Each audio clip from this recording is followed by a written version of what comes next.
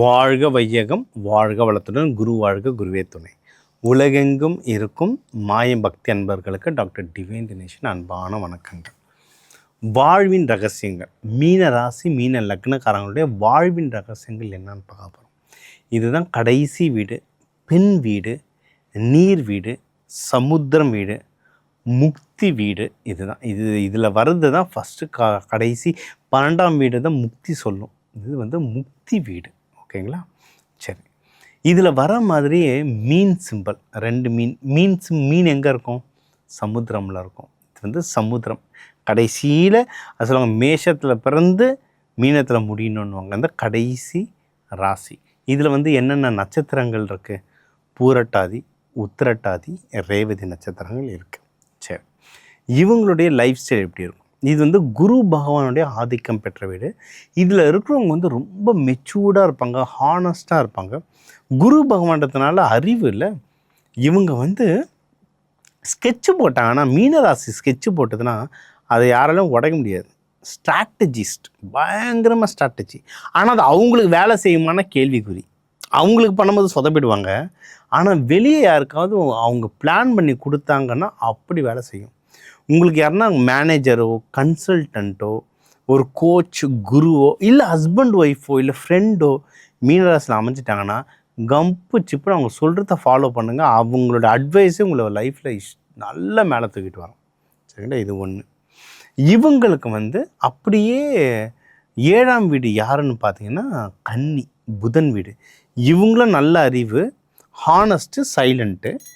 இவங்களும் அப்படியே நீங்கள் பார்த்தீங்கன்னா புதன் கன்னின்றது இதுவும் நல்ல அறிவு கூர்மை, ஆனால் jolly type, romantic and jolly type. என்ன நல்லதுன்னா கன்னி வீடும் பெண் வீடு, இதுவும் பெண் வீடு. இவங்க ரொம்ப எமோஷ்னல், நல்ல லைஃப் ரொமான்டிக்காக சந்தோஷமாக இருக்கும். 2 பேருமே எமோஷ்னல். லைஃப் ரொம்ப ரொமான்டிக்காகவும் ரொம்ப சந்தோஷமாகவும் இருக்கும். சரிங்களா? இன்னொன்று, இவங்களுக்கும் ரொம்ப ராசியான மெட்டல்னால் தங்கம். இடுப்புக்கு மேலே தங்கம் போடுறது ரொம்ப நல்லது. ஏன்னா உடம்புலேயே ஆண் உடம்பு, பெண் உடம்பு. ஆணுடைய உடம்புலேயே பெண் தன்மை இருக்குது, பெண்ணோடைய உடம்புலேயே ஆண் தன்மை இருக்குது. ஸோ நகைகள் என்ன மாதிரி நகைகள் போடுறது ரொம்ப முக்கியம். இடுப்புக்கு மேலே மட்டும் தங்கம் இருக்கணும். சரிங்களா? செயினாவோ, மோதிராமாவோ, கம்பலாவோ போடலாம். ஜென்ஸாக இருந்தால் செயினா போட்டுக்கலாம், பிரேஸ்லெட் போட்டுக்கலாம். இடுப்புக்கு மேலே தங்கம் ஓகே, இடுப்புக்கு கீழே வெள்ளி தான் போடணும். சரிங்களா? இதெல்லாம் எக்ஸ்பிரிமெண்ட், இதெல்லாம் என் அனுபவத்தில் பார்த்துட்டு சொல்கிற விஷயங்கள். சரிங்களா? சரி, இது ஸோ உங்களுக்கு மெட்டல் உங்களுக்கு ஒர்க் ஆகாது. டன். நீங்கள் இவங்களுக்கு கரியர்னு பார்த்தீங்கன்னா கன்சல்டன்ட், கோச்சஸ் நல்லது.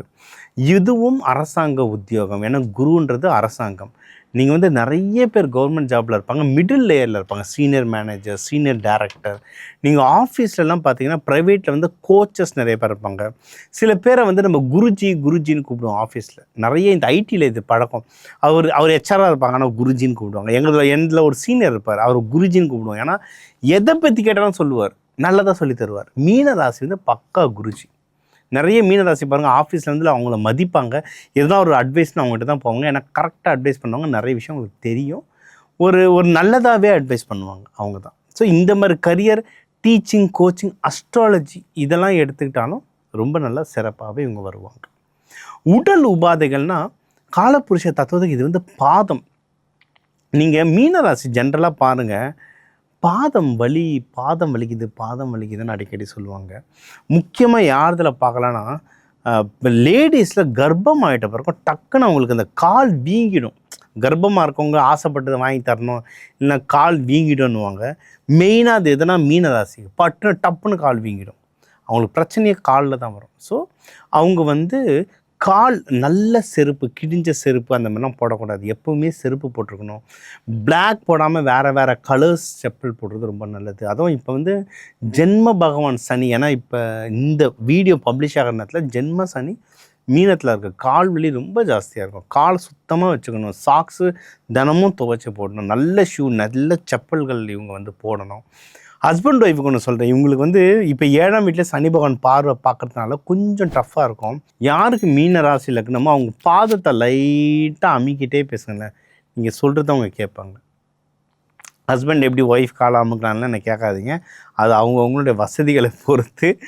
ஆனால் காலப்போர் இதை வந்து நான் நேரில் ஒரு ஒர்க் ஷாப் நடந்தது, நம்ம இந்த வீக்கெண்டில் ஒர்க் ஷாப் நடக்கும்.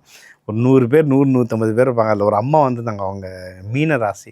அதான் சொன்னேன், ஹஸ்பண்ட் கூட சண்டை. நான் அதான் சொன்னேன், ஒன்றும் இல்லைம்மா, உங்கள் ஹஸ்பண்ட் உட்காந்து லைட்டாக மெதுவாக பாதத்தை அழுத்திட்டே கேட்டால் நீங்கள் ஓகே சொல்லுவீங்களான்னு அவங்க சிரிச்சிட்டாங்க.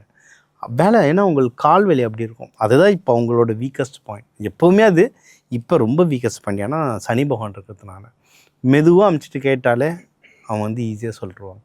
சரிங்களா? அவங்க வந்து காலை பத்திரம் பார்த்தாங்க, காலில் அடிப்படாமல் பார்க்கணும். ஏன்னா அடிப்பட்டதுன்னா ஆறுறதுக்கு லேட் ஆகும் ஜென்ரலாக. அது இப்போ சனி பயிற்சி நடக்கும்போது ரொம்ப இதுவாகும். அதனால் காலை எப்போவுமே கழுவி சுத்தமாக வச்சுக்கிறது நல்லது. நீங்கள் வந்து குளிர் தேசமாக இல்லாமல், இப்போ பெங்களூர் அந்த மாதிரி இல்லாமல் நீங்கள் மெட்ராஸு இல்லை தமிழ்நாட்டில் இருக்கீங்கன்னா, இப்போ வந்து நல்லெண்ணெயை உள்ளங்காலில் லைட்டாக தடவிட்டு தூங்குங்க. சனி பகவான் சனி பயிற்சிக்கு அது ரொம்ப நல்லது. உங்கள் பாதம் வலி கர்மாக்கள்லாம் குறையிறதுக்கு இதுவும் ஒரு நல்ல வழி. சரி, ஸோ உங்களுக்கு வந்து எந்த மாதிரி கரியர் செட் ஆகும்னு சொல்லியாச்சு, உங்களுக்கு திருமணம் எப்படி இருக்கணும்னு சொல்லியாச்சு, ஜென்ரல் வாழ்க்கை சொல்லியாச்சு. கடவுள் வழிபாடுனா மீனராசி. மீனராசிக்கு ஆட்சி பெற்றவள் மீனாட்சி. சிம்பிள். மீனராசி மீனாட்சி தான். முக்கியமாக மீனாட்சியை சுந்தரேஸ்வரரோட கும்பிடணும். ஏன்னா சுந்தரேஸ்வரர் தான் குரு. மீனாட்சி ஆக்சுவலாக புதன், சுந்தரேஸ்வரர் தான் குரு.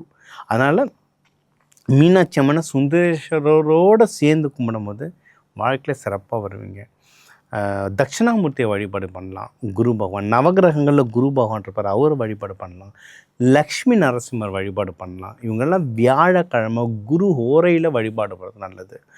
நீங்கள் வந்து குரு பகவானை வழிபாடுறதா இருந்தால் மஞ்சள் மூக்கடலில் போட்டு வழிபாடலாம். நீங்கள் வந்து வேறு எதுனா தெய்வங்களை வழிபாடு பண்ணுங்கள், பூந்தி மஞ்சள் கலர் பூந்தி கொடுத்து வழிபாடு பண்ணுங்கள், சூப்பராக வேலை செய்யும். பூந்தின்றது அவ்வளோ நல்ல வேலை செய்யும். பூந்தியோ கல்கண்டோ. அதனால தான் குரு சித்தர்கள் இருக்கிற ஊர் பாருங்கள், சித்தர்கள் இருக்கிற இடம், நம்ம ராமலிங்க அடிகளாக இருக்கட்டும், இல்லை ஜீவ சமாதியாக இருக்கட்டும், ஆரஞ்சு மிட்டாய், புளிப்பி மிட்டாய், கல்கண்டு வச்சுருப்பாங்க. அதெல்லாம் குரு. நீங்கள் அதை கொடுக்க கொடுக்க கொடுக்க மேஜிக் மாதிரி வேலை செய்யும். ட்ரை பண்ணி பாருங்கள். நீங்கள் நீர் ராசின்றதுனால தெய்வங்களுக்கு அபிஷேகம் பண்ணுங்க. வர மக்களுக்கு நீராகாரம் அன்னதானமாக வருங்க. இப்போ திருவண்ணாமலைலாம் நைட்டு போனீங்கன்னா மோர்லாம் அன்னதானமாக கொடுப்பாங்க. மோரோ பழசாரோ இந்த மாதிரி நல்ல ஆர்கானிக் பொருட்களாக, இயற்கையான பொருட்களாக நீராகாரமாக அன்னதானம் கொடுக்கவே வாழ்க்கையில் வந்து நீங்கள் சிறப்பாக முன்னேறிட்டு வருவீங்க.